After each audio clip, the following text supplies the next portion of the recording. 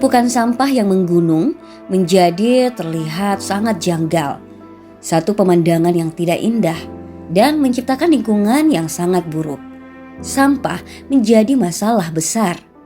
Semua ini karena dimulai suatu kebiasaan buruk manusia. Keadaan seperti ini harus berubah mulai saat ini juga. Manusia harus memikirkan keadaan di masa depan. Memiliki lingkungan yang bersih dan sehat untuk semua. Marilah memulai bekerja bersama untuk menjaga kebersihan lingkungan.